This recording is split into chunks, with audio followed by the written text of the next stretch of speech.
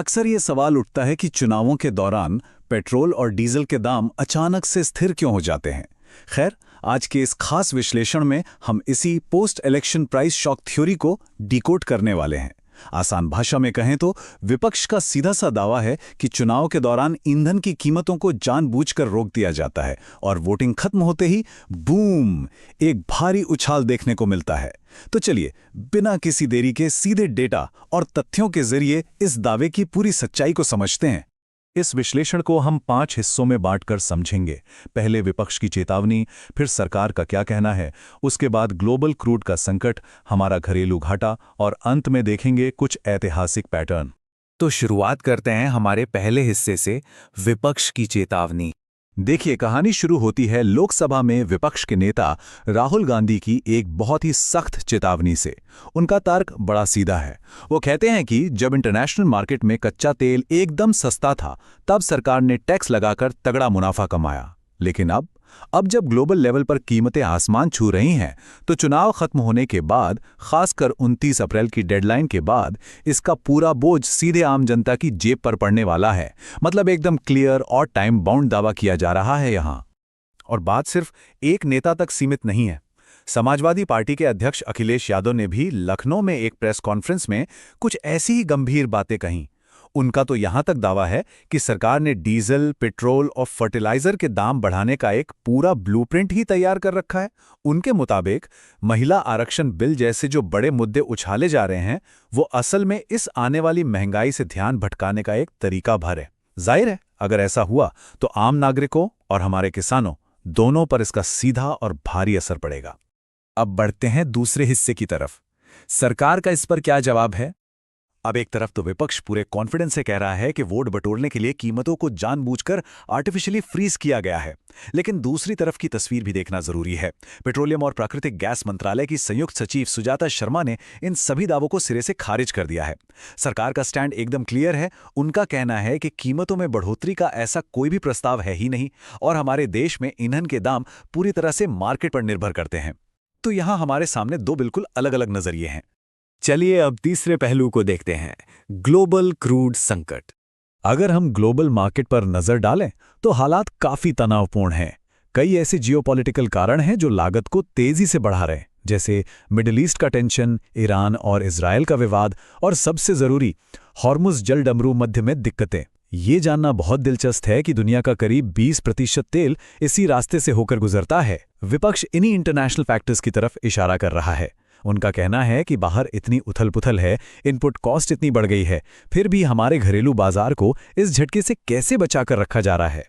इसे ऐसे समझिए, ब्रेंट क्रूड की अनुमानित कीमत 110 से $115 प्रति बैरल तक पहुंच गई है। और हैरानी की बात क्या है, कुछ ही महीने पहले ये कीमत सिर्फ $60 के आसपास झूल रही थी। मतलब रेट लगभग दोगुने हो चुके हैं। तो विपक्ष का जो बुनियादी सवाल है वो यही है कि जब कच्चे तेल के दाम दुनिया भर में इतने भयानक तरीके से बढ़ गए हैं, तो फिर हमारे देश में पेट्रोल डीजल के दाम इतने स्थिर कैसे हैं? यहीं से हम आते हैं अपने चौथे और बहुत ही अहम हिस्से पर, घरेलू घाटा।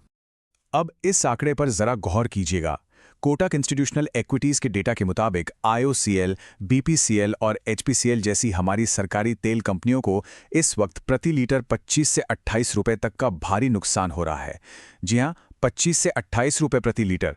लागत और अभी के बिक्री मूल्य में इतना बड़ा अंतर है। और इसी विशाल गैप को भरने के लिए एक्सपर्ट्स मान रहे हैं कि भविष्य में एक बहुत बड़ी बढ़ोतरी करनी ही पड़ेगी। ये कोई छोटा मोटा घाटा नहीं है, ये अर्थव्यवस्था पर एक बहुत बड़ा बोझ है। अब चलते हैं हमारे 5वें और आखिरी हिस्से पर, ऐतिहासिक पैटर्न। कहते हैं ना कि इतिहास अक्सर खुद को दोहराता है। अगर हम पुराने ट्रेंड्स देखें तो एक बहुत ही दिलचस्प पैटर्न सामने आता है। 2017 के यूपी चुनावों को ही ले लीजिए। वोटिंग तक दाम एकदम स्थिर रहे और चुनाव खत्म होते ही बढ़ गए।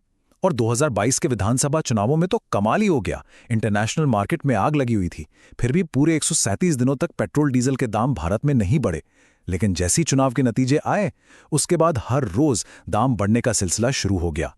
यही वो क्रोनोलॉजी है जो विपक्ष के दावों और लोगों के मन में उठ रहे सवालों को हवा देती है। और इस पैटर्न का सबसे डरावना हिस्सा इसका असली आर्थिक असर है। 2022 के चुनावों के बाद जब रोज रोज दाम बढ़ने लगे, तो उसका सीधा असर हमारी किराने की दुकानों पर पड़ा। डेटा बताता है कि अप्रैल 2022 तक फूड और फ्यूल की महंगाई दर उछलकर 15.08% तक पहुंच गई थी। ये कोई हवाई बात नहीं है। ये वो ठोस आर्थिक असर है जिसे आम लोगों ने महसूस किया है, और इसी वजह से आज महंगाई को लेकर इतनी चिंताएं जताई जा रही हैं। विपक्ष की इस थ्योरी का एक और बड़ा एंगल 2018 के चुनावों से जुड़ा है। उस वक्त राजस्थान, मध्य प्रदेश और छत्तीसगढ़ के चुनावों से ठीक पहले ईंधन की कीमतें अपने ऑल टाइम हाई पर थीं, और नतीजा क्या हुआ? सत्ताधारी पार्टी को वहां हार का सामना करना पड़ा। तो राजनीतिक विश्लेषक और विपक्ष ये मानते हैं कि सरकार आज जो कीमतें नहीं बढ़ा रही है, उसके पीछे शायद 2018 वाली हार का ही डर है।